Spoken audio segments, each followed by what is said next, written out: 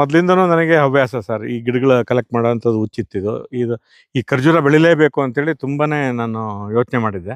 ಹಂಗಾಗಿ ಇದು ಎಲ್ಲಿ ಗಿಡ ಸಿಗುತ್ತೆ ಅಂತ ಯೋಚನೆ ಮಾಡಿದಾಗ ಇದ್ರದ್ದು ಟಿಶ್ಯುಕಲ್ಚರ್ ಪ್ಲಾಂಟ್ಸ್ ಸೂಕ್ತ ಅಂತ ಗೊತ್ತಾಯಿತು. ಹಂಗಾಗಿ ಇದರಲ್ಲಿ ಸುಮಾರು ಒಂದು 8-10 ವೆರೈಟಿ ಕಲೆಕ್ಟ್ ಮಾಡಿದ್ದೀನಿ ಈಗ. ಇದರಲ್ಲಿ ಈಗ ಈ ವೆರೈಟಿ ಮಾತ್ರ ಈಗ ಈಲ್ಡಿಂಗ್ ಇದೆ. ಇನ್ನೊಂದು ವೆರೈಟಿನೂ ಆ ಕಡೆ ಇದೆ. ಅದು ಸ್ವಲ್ಪ ಗೋಲ್ಡನ್ ಯೆಲ್ಲೋ ಇದೆ. ಇದು ರೆಡ್ ಕಲರ್ ಇದು. ನನಗೆ ಬರುತ್ತೋ ಇಲ್ಲೋ ಅನ್ನೋದೊಂದು ಡೌಟ್ ಇತ್ತು. ಸುಮ್ಮನೆ ಒಂದು ಬದಿಗೆ ಹಾಕಿದ್ದೀನಿ. ಈ ಜಮೀನಲ್ಲಿ ಒಂದು ಬದಿಗೆ ಹಾಕ್ಕೊಂಡಿದ್ದೀನಿ. ಬಟ್ ಅದ್ಭುತವಾಗಿ ಬಂದಿದೆ. ಇದನ್ನ ಆರಾಮಾಗಿ ಕಲ್ಟಿವೇಷನ್ನು ಮಾಡ್ಬೋದು ಅಂತ ಅನ್ನಿಸ್ತಾ ಇದೆ ನನಗೀಗ. ಆ, ತುಂಬಾ ಡ್ರಾಟಲ್ಲಿ ಬರೋಂಥದ್ದನ್ನ ಈಗ ಇದು ಮಲೆನಾಡು, ಅರೆನ ಮಲೆನಾಡು, ಈ ಬಯಲುಸೀಮೆ ಎಲ್ಲ ಕಡೆನೂ ಇದು ಬರ್ತಾ ಇದೆ. ಇದು ಬೆಳೆದ್ರೆ ನಮಗೆ ನೋಡಿ ಈ ಥರ ಎಲ್ಲ ಈಲ್ಡಿಂಗ್ ಬಂದರೆ ಒಳ್ಳೆ ಧಾರಣೆ ಸಿಗುತ್ತೆ ಸರ್. ಅದರಲ್ಲಿ ಏನೂ ಡೌಟೇ ಇಲ್ಲ. ಮತ್ತು ಎಷ್ಟು ನ್ಯಾಚುರಲ್ ಫ್ರೆಶ್ ಖರ್ಜೂರವನ್ನು ನಾವು ಇಲ್ಲೇ ತಿನ್ಬೋದು.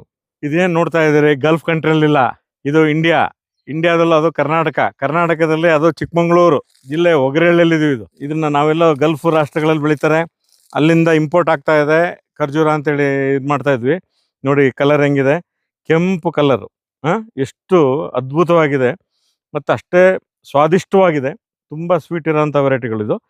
ಇದನ್ನು ಟಿಶ್ಯೂ ಕಲ್ಚರ್ ಪ್ಲ್ಯಾಂಟ್ ಸರ್ ಇದನ್ನು ನಾವು ಹೊರಗಡೆ ದೇಶದಿಂದ ತೊಗೊಂಬಂದಿದ್ದೆ. ಇದು ಇಲ್ಲಿ ನೆಟ್ಬಿಟ್ಟು 4ನೇ ವರ್ಷ ಇದು. 4ನೇ ವರ್ಷಕ್ಕೆ ನೋಡಿ ಸರ್, ಅದ್ಭುತವಾಗಿ ಸುಮಾರು 1, 2, 3, 4 ಗೊನೆ ಬಿಟ್ಟಿದೆ. 4ನೇ ವರ್ಷದ ಗಿಡ ಸರ್ ಇದು. 4th ಇಯರ್ಗೆ ನಮ್ಗೆ ಈಲ್ಡಿಂಗ್ ಈ ಥರ ಸ್ಟಾರ್ಟ್ ಆಗಿದೆ.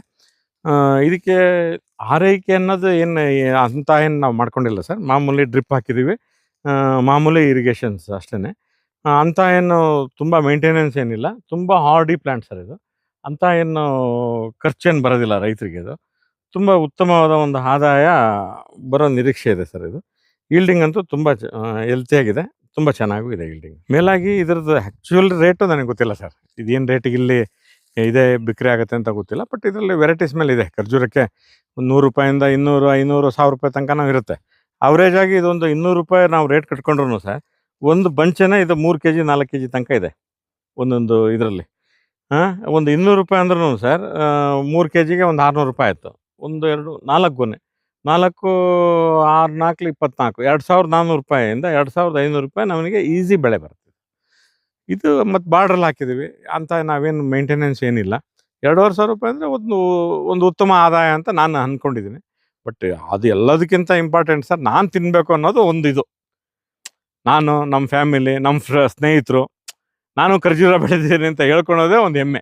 ಈಗ ಇದನ್ನು ಬಂದವರೆಲ್ಲನೂ ಖರ್ಜೂರ ಅಂದ ತಕ್ಷಣ ಓಡ್ಬರ್ತಾರೆ ನಮ್ಮ ಸ್ನೇಹಿತರೆಲ್ಲ. ಬಂದು ಇದರಲ್ಲೆಲ್ಲ ಸುಮಾರೆಲ್ಲ ಕಿತ್ಕೊಂಡು ತಿಂದಾಯ್ತು. ಈಗ ಅದೇನಂದರೆ ಒಂದೇ ಸರಿ ಬರ್ತಾ ಇಲ್ಲ ಇದು. ನೋಡಿ, ಆ ಕಡೆ ಹಣ್ಣಿದೆ, ಈ ಕಡೆ ಸ್ವಲ್ಪ ಕಾಯಿ ಇದೆ, ಈ ಥರ ನೋಡಿ. ಆ ಕಡೆದು ಇನ್ನೂ ಕಲರ್ ಬಂದಿಲ್ಲ.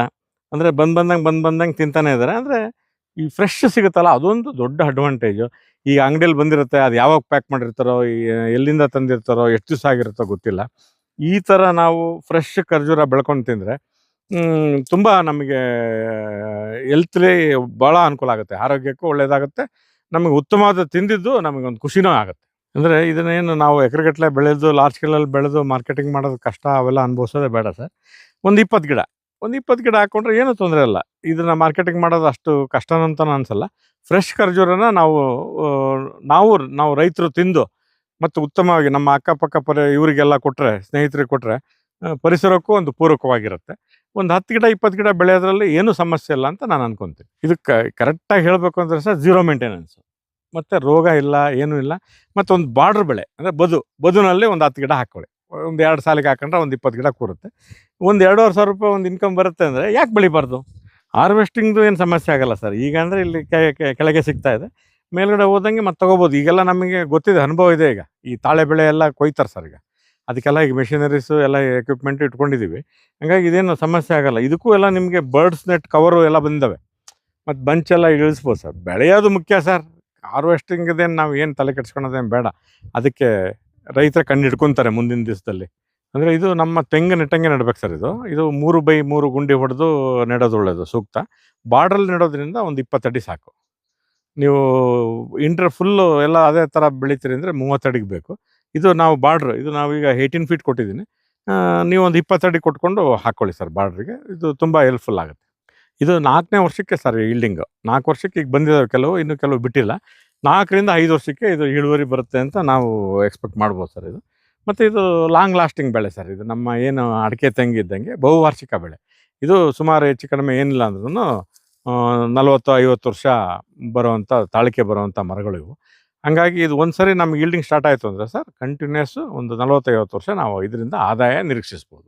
ಕಲರು ಮತ್ತು ಅದ್ರ ಕ್ವಾಲಿಟಿ ಸ್ವೀಟು ಮತ್ತು ಕೀಪಿಂಗ್ ಕ್ವಾಲಿಟಿಗೆ ಇದಕ್ಕೆ ರೇಟ್ ಇದೆ.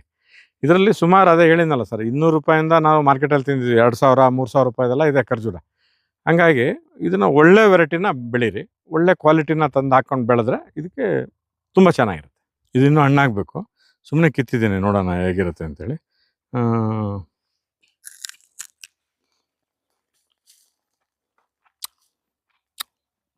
ಸ್ವೀಟ್ ಬಂದಿದೆ ಸರ್ ಈಗ, ಬಟ್ ಇನ್ನೂ ರೈಪನಿಂಗ್ ಆಗಬೇಕು.